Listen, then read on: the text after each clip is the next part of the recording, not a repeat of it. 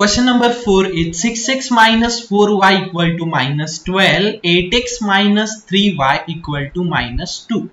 तो same way से यहां पर भी वही प्रोसीजर करना है. First to calculate the value of t, that is determinant. कैसे कैलकुलेट करेंगे हम? x फर्स्ट इक्वेशन के x एंड y के coefficients that is 6 and minus 4, second equation के x एंड y के coefficient that is 8 and minus 3.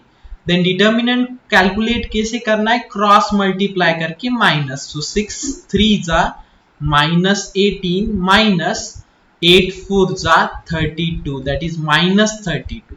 So minus 18 minus minus plus 32.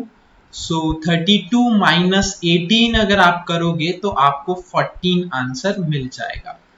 Right तो इस तरह हमने d कैलकुलेट किया. सेम आपको dx कैलकुलेट करना है. dx कैलकुलेट कैसे करेंगे? तो चेंज इन x को चेंज करके कॉन्स्टेंट्स पुट करो. माइनस 12 माइनस 2 एंड y तो एज इट इज रहेगा that is minus 4 and minus 3. So the answer will be minus 12 into 3 36 minus 4 into minus 2 is 8. So 36 minus 2 is 28.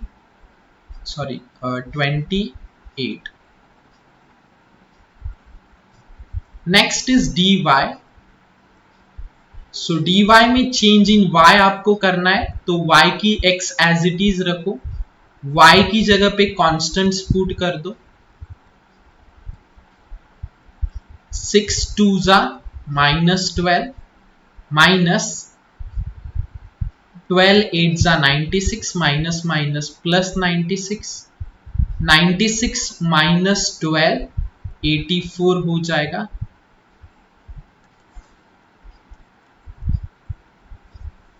The value of x will be dx upon d, that is 28 upon 14.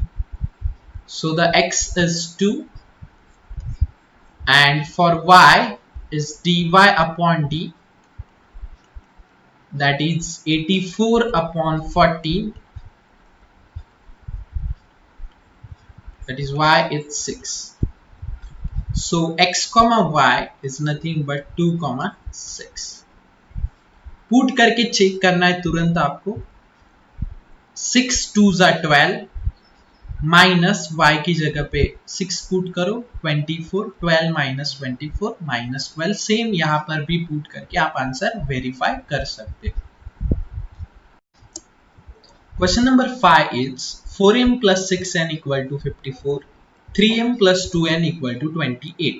सो यहां पर हमें m and n का value पूछा है. तो procedure same रहेगा. Instead of x and y आपको खाली m एंड n में क्वेश्चन लिखना पड़ेगा. सो d का वैल्यू कैलकुलेट करते समय जैसे हम x एंड y करते थे सेम उसी तरह m एंड n भी करेंगे. दैट इज फर्स्ट m का कोएफिशिएंट देन n का कोएफिशिएंट देन सेकेंड इक्वेशन का m का कोएफिशिएंट n का कोएफिशिएंट. तो 4 2 जा 8 माइनस 18 6 3 जा 18. So the answer is minus 10 and then dx की जगह पे यहाँ पे dm हो जाएगा. That is change in m. So m की जगह पे कांस्टेंट पुट करो that is 54 and 28 and n को एज इट इज रखना है दैट इज 6 2. 54 2 जा ये आएगा 108 माइनस 28 6 जा तो ये हो जाएगा 168. So the answer is 108 minus 168 will be, ये आ जाएगा आपका minus 60. Next is dn. So to calculate dn just change the n with constant. m के values as it is रहेंगे 4 3. n की जगह पे constant आ जाएगा 54 28. so 28 4 जा 112 minus 54 3 जा ये हो जाएगा 162 and dn आपका आ जाएगा minus 50. सो m का वैल्यू मिलेगा dm upon m, dm upon d that is -60 upon -10 and n का वैल्यू आपको मिलेगा dn upon d that is -50 upon -10.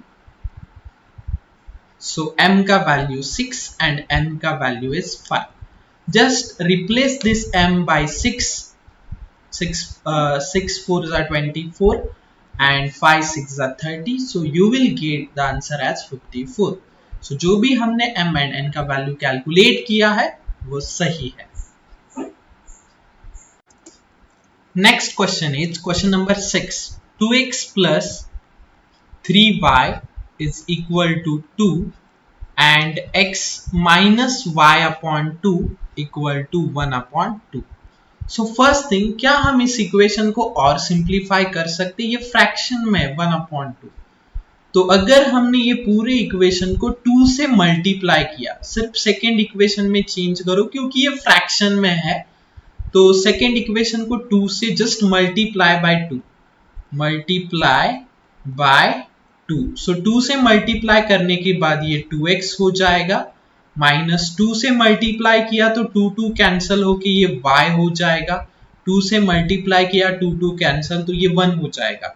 So second equation can be modified like this, that is 2x minus y equal to 1. तो first आपका d calculate आपको करना पड़ेगा, जहां पे दोनों इक्वेशन के x एंड y के coefficient that is 2 3 and 2 minus 1. So d का वैल्यू आ जाएगा आपका -2 -6 दैट इज -8.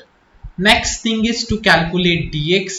तो dx कैसे कैलकुलेट करेंगे? Determinant of change in x की जगह पे कॉन्स्टेंट्स पुट कर दो एंड y को एज इट इज रखना है, that is 3 minus 1.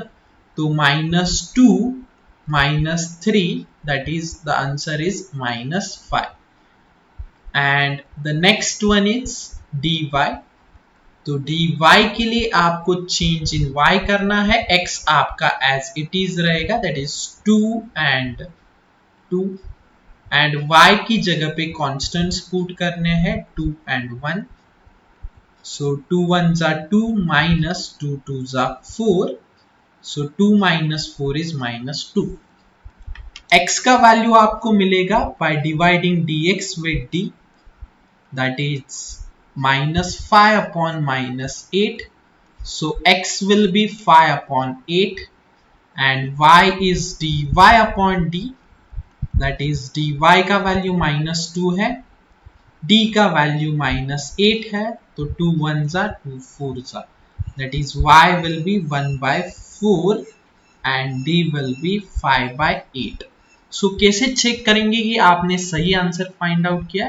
Just replace x by 5 by 8 and y by 1 by 4. तो ये 1 by 4 मतलब 8 ही हो जाएगा, 5 by 8 minus 1 by 8 that is 6 by 5 minus 1 is 6, 6 by 8 हो जाएगा, और 6 by 8 is nothing but आपका 6 by, यहाँ पे देखो 5 सॉरी हाँ 5 by 8, x का वैल्यू 5 by 8 माइनस 1 पुट करो 1 by 4 तो 1 by 8 हो जाएगा, that is 5 minus 1 is 4 by 8 that is half. तो हमने जो भी किया है वो सही किया है. ये चेक करने के लिए हम ये टेस्ट करेंगे, just replace this x and y with this values. So that's it. So ये रहेगा आपका complete solution, that is x का 5 by 8 एंड y का 1 by 4.